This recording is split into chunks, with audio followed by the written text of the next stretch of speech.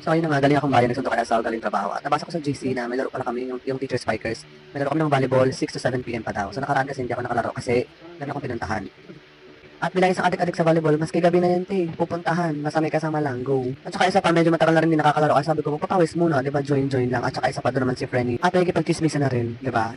Kami nga pala yung maglalaro sa barangay Siksika, no? Di ba? Sali-sali kami doon kung saan sa nakakarabot ate.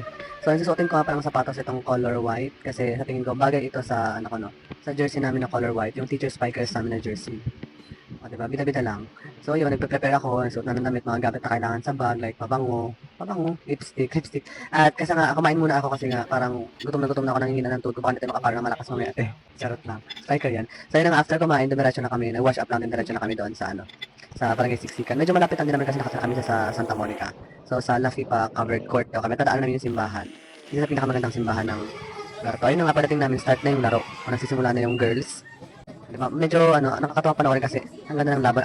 Na-shock ako kasi nga yung 6 to 7 p.m. namin, 10 pa pala. 10 na kami nakalaro niyan, 10 to 11 p.m. na yan. At yun naman, receive pala. Error agad, nakakahiya. Diyos ko. Subukan na lang tayo mamaya. Tingnan natin kung makakabawi. Tayo na nga nag-start tayong laro, nagkipagpartagulan na kami. Thank you, Sisi. O, diba, nagkipagpartagulan si Sisi mo, James C. O, diba? So, yun. Ito pa nakakatawa kasi bago naman kami ulit nakapaglaro ni Sisi ko kasi unang laro namin yan, magkasama pa kami sa HDU tapos lagi nag-invite na maglaro daw kami kasi hindi kami nagkakatagpo kasi nga laging busy, di ba? Ngayon nagbabaw ako dyan maglaro, kakaya talaga, so pabakro-bakro pa ako din mamaya nakakahiya abangan yun. Diyos ko, parang ewan, hindi ko na alam kung kumaro pa ba ako maglaro or pinalisan na lang ako para magpampuno. At tinawagan tayo ng violation dahil touching tayo dyan. Nakakahiya talaga ng malala. Nakakatawa din kasi ang kalaro namin dyan mga bata. Yung mga nakakalaro din namin last year kapag may free time kami naglalaro kami sa seed farm, sa sports, ano. So sila yung mga kalaro namin. Nakakatawa kasi walang pressure. Tawa-tawa lang. Kaso nga lang, o diba? Ang dami ko talagang error. Di ko alam. Parang, ayun. Kaya talaga ba yan? So ayun, siguro dahil matagal na rin din naglalaro. Diyos! Malusot ka pa. So ayun ang tuloy ang laban. Buti nga lang yung mga kasama ko lumalaban ng malala. Hindi, at charota, nakapuntos naman ako. Isa. Isa lang.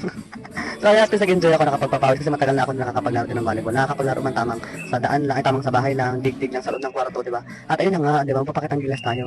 Okay, magsa-service tayo. Akala ko mag-e-error, di pumasok. O, di ba? Pero alam nyo ba, yung volleyball talaga hindi ko kayang i-let go na laro. Kasi alam nyo, kahit pagod na ako, kahit marami akong ginagawa minsan, kapag gusto ko maglaro, pupunta ako maglaro ako.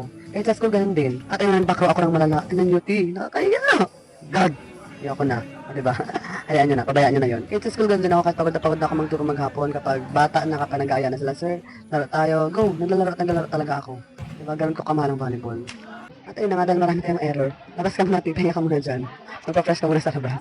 So nilabas ako, charot lang yun, nakipagpalit ako kay asawa kasi sabi ko, sumama siya, tapos inabot na tayo ng 11, di ba, kalaro. At yun ang ako, di ba, unang pasok pa rin ako, bulak ka agad, pasabog. Pero syempre, hindi pa rin ako na mag-enjoy siya, so kasi, na-enjoy niya lang yung volleyball. Yun lang.